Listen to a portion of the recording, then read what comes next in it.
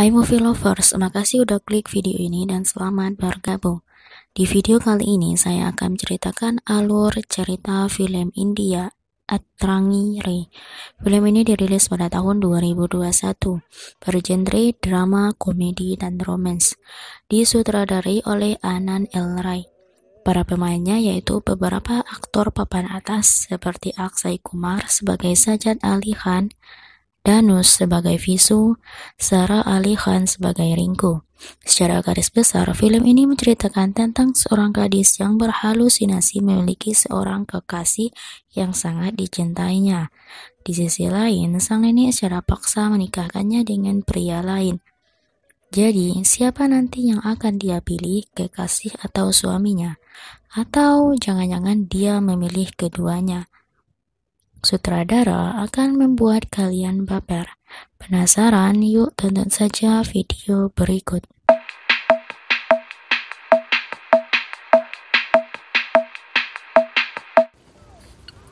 Film ini dibuka dengan perlihatkan seorang wanita yang bernama Rinku sedang dikejar-kejar oleh sekelompok pria di sebuah stasiun kereta api.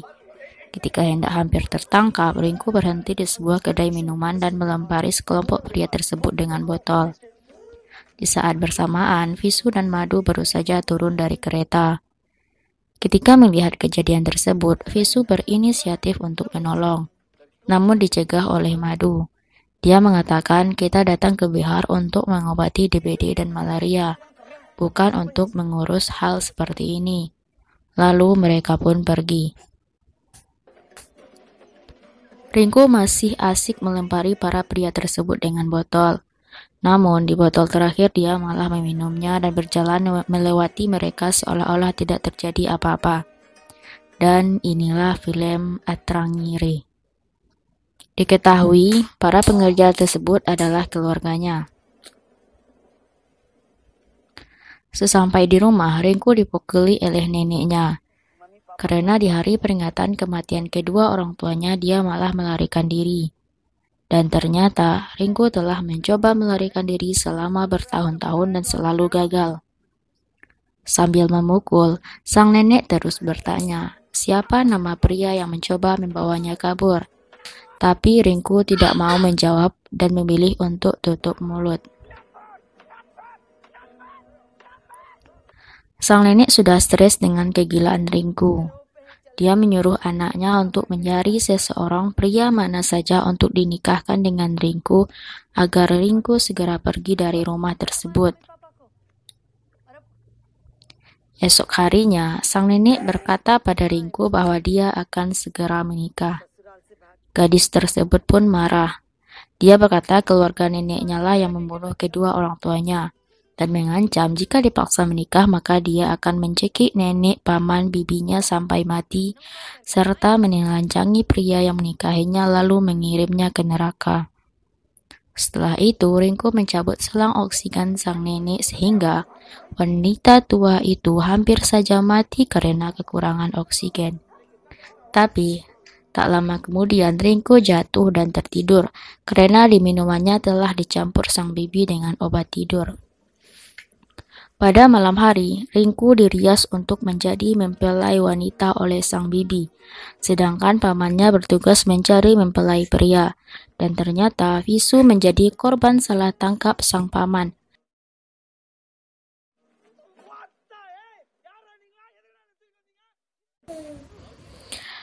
Ketika keluar dari karung, Visu berceloteh menggunakan bahasa Tamil. Keluarga Rinku hanya tertawa karena tidak mengerti dengan yang Visu katakan. Waktunya sudah mepet, tidak ada kesempatan untuk mencari pria lain lagi. Jadi Rinku dan Visu dinikahkan secara paksa. Rinku dikasih obat tidur, sementara Visu dikasih gas tertawa. Pernikahan ini pun selesai, lalu mereka pun mengambil foto keluarga. Esok harinya, keluarga Rinku mengantarkannya ke stasiun kereta dengan penuh kegembiraan. Pengantin baru tersebut akan merantau ke kota New Delhi. Selama perjalanan, mereka berbagi cerita. Rinku mengatakan dia telah mempunyai pacar, seorang pria muslim bernama Sajad Ali Khan. Dia dan Sajad telah mencoba puluhan kali melarikan diri tetapi selalu gagal.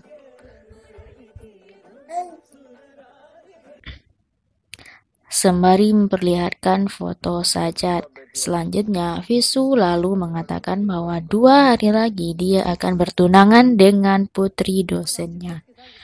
Setelah percakapan tersebut, mereka pun sepakat akan berpisah setelah sampai di Delhi.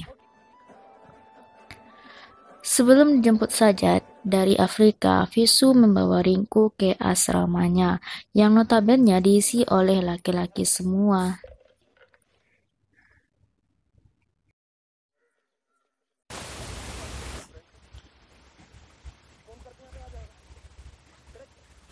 Di saat Visu dan Madu sepakat untuk merahasiakan semuanya dari Mandy, karena Visu takut ayah Mandy akan mencabut gelar dokternya. Toh Rinku juga akan dijemput oleh Sajat setelah dia menyelesaikan pelatihan trik sulapnya di Afrika. Kemudian, pada acara pertunangan Visu, Rinku menyanyi serta menari di sana. Dan di beberapa kesempatan, dia mencoba menggoda Visu. Hal ini membuat Visu sedikit gugup. Di tengah-tengah acara, salah satu kerabat Mandy memperlihatkan video pernikahan Rinku dengan Visu. Hal ini tentu membuat keluarga Mandy sangat marah. Ayah Mandy menyeret Rinku keluar dengan kasar.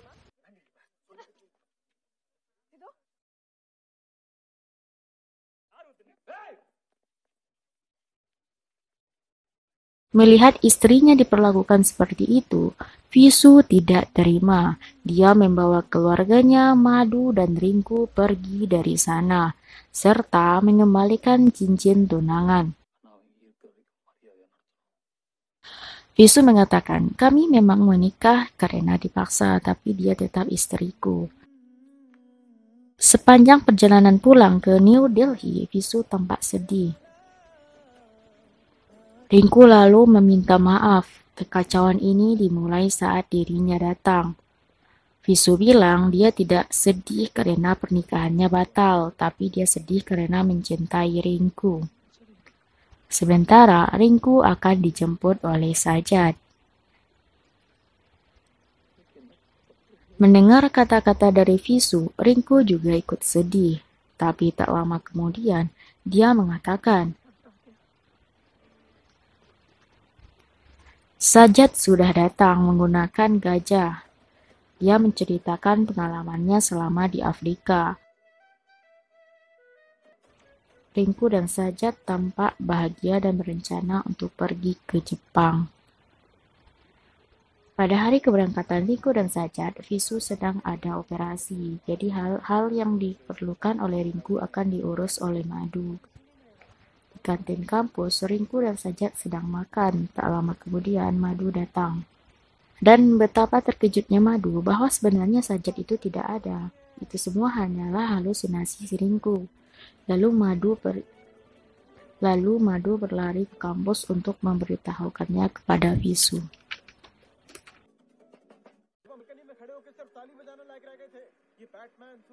Dan inilah kedua praduga yang keluar dari mulut kedua mahasiswa tersebut. Rinku mengidap sebuah sindrom di mana di saat-saat kritis dia akan berimajinasi tentang sosok Sajat dan percaya kalau Sajat akan melindunginya. Sindrom ini umum diderita di kalangan yatim piatu, serta ketika dia cerita kisah cintanya dengan Sajat, selalu ada gadis kecil bersamanya. Ternyata dialah gadis kecil tersebut, sedangkan wanita itu ibunya, Sajat ayahnya, dan Rinku menjadi saksi mata dari kisah kedua orang tuanya. Jadi, kisah cinta yang sering Rinku bicarakan adalah kisah cinta orang tuanya.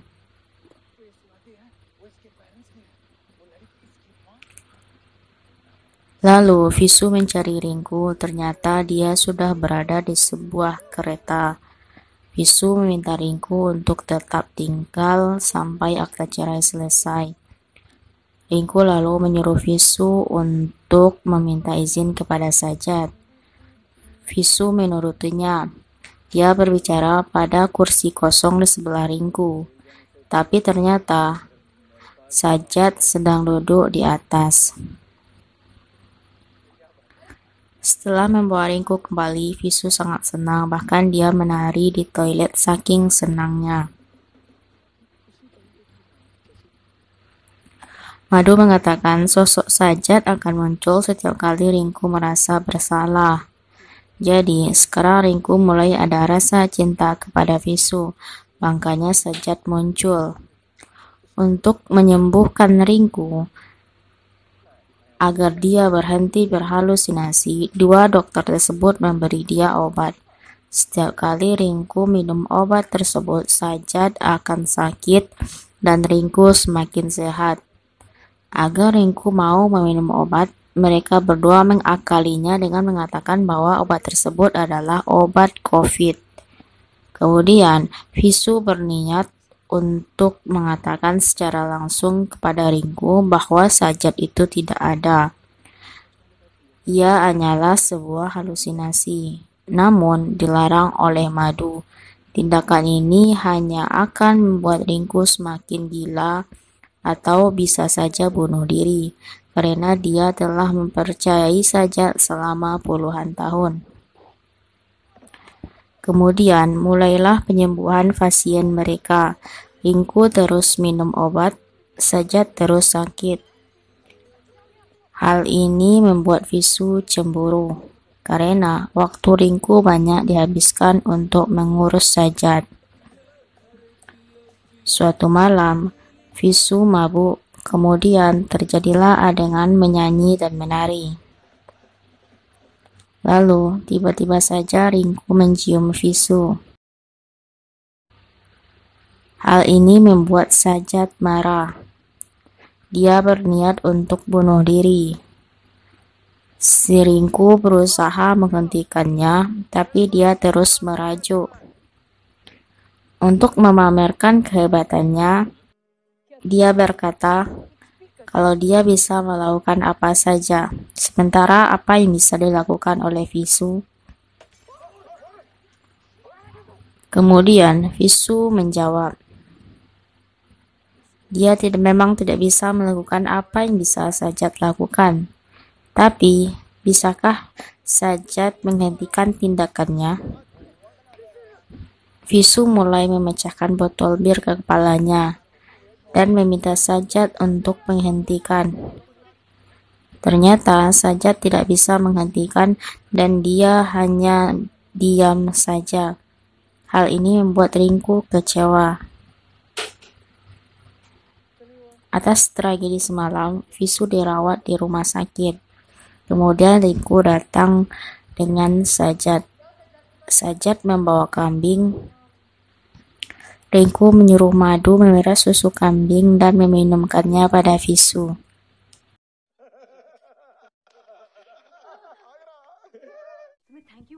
Sebagai permintaan maaf Sajat, maka dia akan menghilangkan Taj Mahal siang hari. Visu dan teman-temannya membujuk beberapa turis agar mau berdiri 10 menit dan bertepuk tangan dengan upah 500 rupiah. Ini semua dilakukan agar pertunjukan Sajat terlihat nyata. Tapi sebelum trik sulap, Ringku disuruh Madu untuk minum obat. Sehingga hal ini membuat trik sulap Sajat gagal. Atas kejadian tersebut membuat Ringku kecewa dan sedih karena pahlawannya gagal. Lalu Ringku bertanya pada Visu, sulap Sajat gagal, tapi kenapa semua orang masih bertepuk tangan? Visu mengatakan, kalau dia membayar turis untuk mau bertepuk tangan, dia akan melakukan apapun untuk kebahagiaan istrinya. Hal ini membuat Ringku tersentuh. Mereka pun berpelukan. Next, Sajat kembali memanggil Ringku. Sajat berkata, keyakinan Ringku terhadap dirinya sudah berkurang dan tidak ada gunanya dia hidup. Lalu dia menyayat pergelangan tangannya. Ringku histeris melihatnya dan meminta pertolongan Visu. Visu datang dan membawa Sajat ke ruangan operasi. Di ruangan tersebut, teman-teman Visu mengusulkan agar Visu mengatakan kepada Ringku bahwa Sajat tidak bisa diselamatkan, sehingga halusinasi Ringku tentang Sajat bisa hilang dengan sendirinya.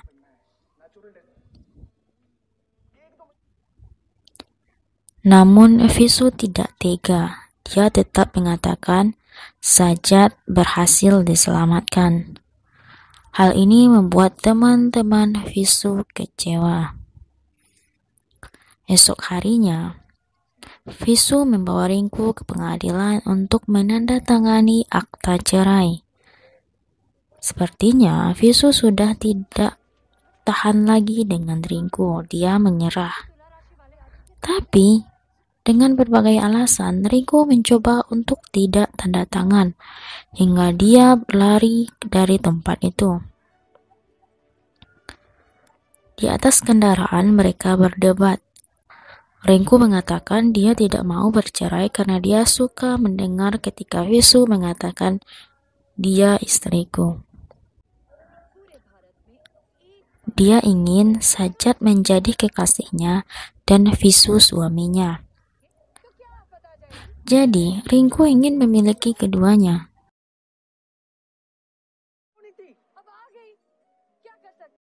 Tapi, Visu tidak mau bersaing dengan Sajat. Dia berkata, cerai atau tidak, dia akan tetap menikahkan Ringku dengan Sajat. Jika dulu Ringku berkata, akulah satu-satunya istri yang menari di pertunangan suaminya, maka sekarang Visu berkata, akulah satu-satunya suami yang akan menari di pernikahan istrinya. Ringku terkejut. Dia berlari ke asrama, bersiap-siap untuk kabur dengan Sajat. Dia menganggap Visu sudah gila. Tak lama kemudian, Visu dan teman-temannya datang. Dia telah sampai di asrama, lengkap dengan iring-iringan pengantin. Dia meminta Ringku untuk menyuruh Sajat naik ke atas tempat duduk pengantin. Tapi Ringku berkata bahwa Sajat sudah pergi ke Jepang. Madu mengusulkan untuk mencari Sajat ke stasiun, karena Sajat bisa berada di mana saja. Lalu Madu menyuruh Ringku pergi ke peron 9. Sebelum pergi, Visu mengatakan Ringku boleh pergi, menjadikan kekasihnya sebagai suami atau kembali untuk menjadikan suami kekasih. Ternyata Sajat sudah menunggu Ringku bersama dengan seorang gadis kecil. Pakaian gadis kecil tersebut persis sama dengan Ringku. Ternyata gadis kecil tersebut adalah Ringku waktu kecil. Sajat mengatakan Ringku telah menemukan seorang pendamping hidup yang mampu menjaga gadis gila sepertinya. Lalu Sajat pun pamit. Sebelum pergi, Ringku kecil meminta ayahnya untuk menunjukkan trik sulap terakhir. Trik sulap terakhir Sajat membakar dirinya. Hal ini mengembalikan memori masa lalu Ringku, yaitu ayahnya seorang pesulap. Ayah dan ibunya saling mencintai, tapi hubungan mereka tidak direstui oleh sang nenek karena beda agama. Sehingga mereka mencoba beberapa kali melarikan diri tapi selalu gagal. Tapi akhirnya mereka berhasil menikah secara diam-diam. Setelah kelahiran Ringku, ayahnya ditangkap polisi. Hidup mereka tersiksa, dicaci maki dan segala macamnya. Dan di trik sulap terakhirnya Sajat, sang nenek menukar dirijennya dengan bensin asli. sehingga Sajat benar-benar terbakar. Para penonton hanya bertepuk tangan. Mereka berpikir itu masih sulap. Ibu Ringku yang menyadari ada kesalahan mencoba menyelamatkan Sajat, tapi dia malah terbakar.